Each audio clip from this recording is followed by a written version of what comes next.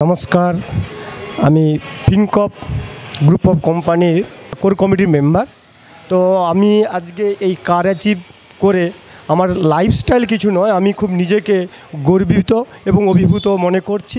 আমি আমার জীবন সত্যি যে সাকসেসফুল পেয়েছি আমি তা মানে অনির্বচনীয়, তা অতুলনীয়।